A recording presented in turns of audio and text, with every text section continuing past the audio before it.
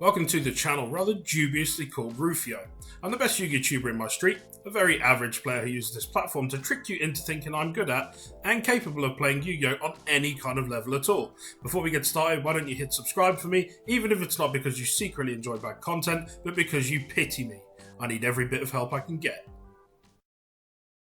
Hi guys, Joe here from Rufioh. Apologies if there's any noise in the background. We are at our locals, squeezing this in before we get started. So we've got Rob back on the channel again. Yes. One of our channel regulars, one of the Bedford Boys. And yeah, he just wanted to show us off a profile. So tell us what you brought for us. This is Infernoid again. Yep. One of your staple favourites. Yeah, my favourite deck all the time.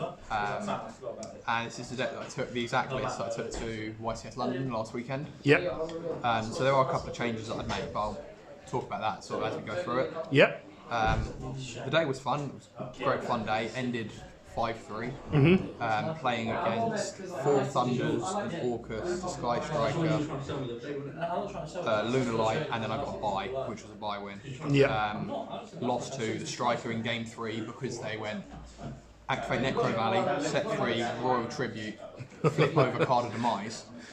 You can't even be mad at that point. You're just like, fine, you take it. That's just an auto-lose game. Yeah. Lost to a Lunar Light deck, which the profile's on Lithium's channel, came 33rd. Okay, yeah, I know the one. And So some pretty honourable losses. it's pretty honourable losses, but I feel like, because I was feeling pretty ill on the day, if I was in a better frame of mind and whatnot, I probably could have done a lot better with the deck, and if I was a better player. But still, being one result away from day 2 is not too bad. Yeah, it was not too bad. So I was Especially for like a rogue build. I mean, obviously there was the one guy who did really well with it, top four, which is insane. top But 4 with this, yeah. yeah, really cool. Okay, well, shall we get stuck in? Yeah, let's get stuck in. Cool.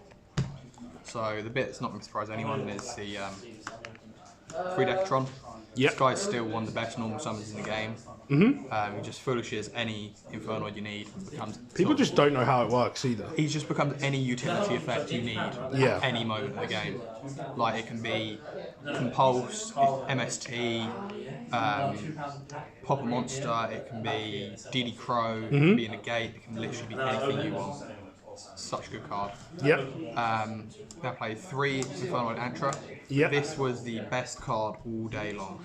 Because I played 4 Thunder matchups, this card just targeting a face-up card and returning it to the hand just means I was able to go summon this, use Void Imagination, and then because I can't use the Intis that's sent to the grave to pop the Colossus, I can just bounce it back to the extra deck and have to go through it. Sounds good. This card, a lot of lists play 2 of this, but 100% I'll max this out at 3 while Thunder Dragon's still in format. And same with Orcus and Salamangreat as well. I didn't really play them that much, but it comes up the same thing because they've got Balinks and Dingirsu to protect their cards.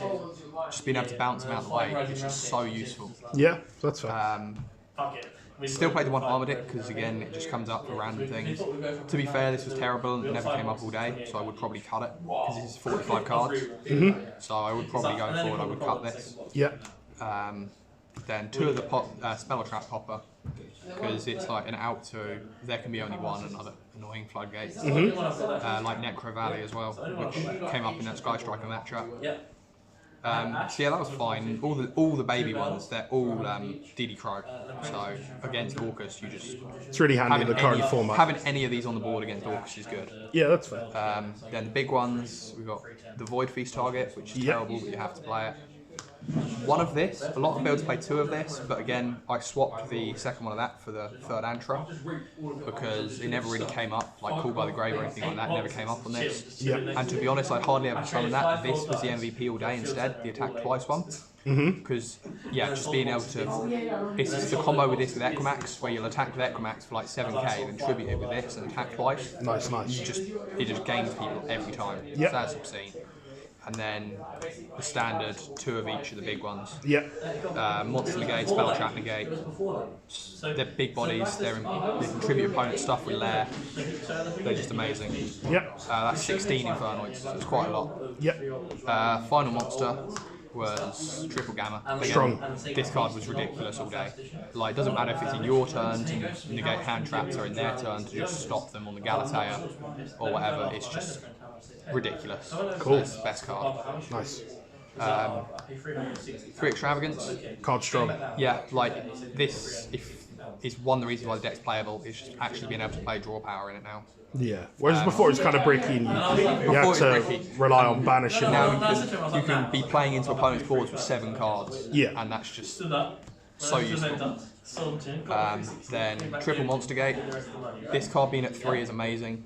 Like, it never really actually... I had never had any crazy Monster Gates where I mill like 10 Infernoids, but just the pressure that it applies to your opponent to tribute their monster off, and then even if you only mill 1 or 2 to get to Decatron, it's a 2-for-1 trade effectively, because you're getting rid of their card at the same time. So it's... On its own, it's not very good, but because of Lair, this card at 3 is amazing. Which, speaking of, I maxed out on Lair. Yeah, because you just need to see 4 copies essentially. The only time you don't want to see it is if you're made to go first, because you don't want to set up this and Void Feast, because then you'll just get super polyed out the game. Yeah. So if I'm... And a lot of people were running super poly. A lot of people run super poly. So if I'm going first, I'll like side a lot of them out, so you just have 2 copies. Because you want to avoid getting blown out of the game by super poly. Yeah. Then we've got 3 Void Banishment and 3 Imagination. Yep. This card is ridiculous. It's Shadow Fusion, sends 6 materials from your deck. Sounds good. There's nothing else that needs to be said, and this searches it, so that's all there is to it. And this searches Void Feast, so they're amazing. Then 1/1, just because, again, it's another way to get to your Decatron, which is another way to get to any effect in your entire deck. Yep. So it's good. Then one of my 2 tech cards was 2 Enemy Controller. This card, shout out to James. This was him who convinced me to play this. The night before, I was playing Mind Control, and James had been pressuring me all week to play this over Mind Control, and it was so good. I'm so glad I did. Like, especially against Thunder, it's just obscene, because you'll tribute one of their Colossus or Titan, take the other one and link it off. You just deal with their whole board without having to let them banish things in their grave to gain advantage back. It's just so good. Then the other tech that I played was Cosmic Cyclone. Yep. Just to be able to have an out every single time to the crescendo or to the floodgate. It never really came up because I played 4 Thunder Dragon rounds. But the theory was there, it was good. But going forward, I'd probably start. To be fair, a lot of the decks that run one-offs can recur them really easy from the grave. Yeah. So banishing them, like banishing a multi-roll or whatever. Banishing multi-roll and things like that is really good. Yeah. Going forward, I would probably only side it though, and maybe put a 3rd enemy controller in. Yeah. But the theory was there. It was good in theory. Sure. Then final cards is 1 Void Feast. Yep. In case either you're made to go first, or you play a grind game, in which case this is. And this is a little bit different to your previous list because you used to like max out on that, right? For the last list I did when I first started testing for London, I was playing grind first, so 3. But the thing with that list is very much if you don't see the feast, you lose. Or if you see feast and also lair, you still lose because they super poly your board away. Yeah. Whereas just playing 1 for the grind game, if you're playing against a slow deck, is so useful because the swinging advantage it gives you is just ridiculous. Yep. In the last card, which kind of goes with the feast, it's 3 evenly. Yep. So if your opponent's playing a ridiculous board, just eat it all the way with evenly and set up your own control board. Yeah. Then the next time you just do it. This is sort of interchangeable with Impermanence, and I was debating for weeks whether to play this or Impermanence. You'll see the top 4 list played Impermanence over evenly. There's arguments for both. The Impermanence is good against things like Lunar Light and whatnot. I wasn't expecting to see that much of the Lunar Light. I was expecting to see more Salad and Striker. So I played the evenly, but either is fine, I guess. Like, I don't know. Depends on what you're expecting, really. It depends what your preference is. If you'd rather OTK them every time, or if you want to have the ability to not auto lose to control decks. Yeah. Game 1. That's fair. That's the main deck. 45 cards. Okay. It's pretty big. Brick. Extra deck. Sure. Fairly standard, so 3 Tierra. Yep. Best card, it's just ridiculous. Sends 3 cards from your extra deck to the grave. Which you'll be sending these For pops. and this. Yep. Now, I cannot stress how many times this came up. This was so good. The number of times I used this to shuffle back a Heart Horror or a Thunder Dragon Fusion back into the deck. And just clarify, that's a mega, right? That's a mega. Sorry, yeah, the angle's a little bit weird. So, yeah, cool. So shuffling in a Thunder Dragon Fusion or a Heart Horror or any of the Orcus Engrave is just so good. It stops them having a follow-up play if you're not able to OTK them. Yeah. So this card was so good. So if you've only got room for 3 cards to send off Tierra, cut one of the intists and put this in. Because destruction, as I said, isn't that relevant to this format, it's protection. So you've got the Antra for that, but this is so good for controlling the graveyard. Last fusion was a Starving Venom for the sided Super Poly. Yep. Never really came up, I never summoned it in all the 8 rounds, but it was there in case. Then the Link, best card, Equimax. It's Such an OTK machine. It's insane with the Infernoids because you summon 2 Noids under this, it's on like 7k attack, you attack with it, and then you can just tribute it off to banish a card in your opponent's grave and attack with your Infernoids. So it's just ridiculous. Nice. Heater kind of goes with that because you basically get it for free because you just take an Ash or anything from a Salamander grave. And the stuff engraved under Lair stays as its original attribute, right? Yeah, everything. Yeah, yes, it's only on the field. So, yeah, the number of times that you're able to just have 2 monsters on board and go, okay, I can OTK you now because I can just make Heater, steal your stuff, and Necromancer. Yeah. It just steals so many games. Then we've got 1 beat cop for in case you have Lair, because you need a Link to make if everything's dark, and also this comes up because it can protect cards you control. So you contribute an opponent's monster with a Lair, and then protect the Lair from destruction, so you can win in the grind game. That came up a couple of times. Weird interaction. Last 2 cards never really got summoned, but they were a Phoenix and Link Rebo. Yeah, it's good utility. So impermanence on the Decatron and for like floodgates, but they never really came up. Yeah, that's fair.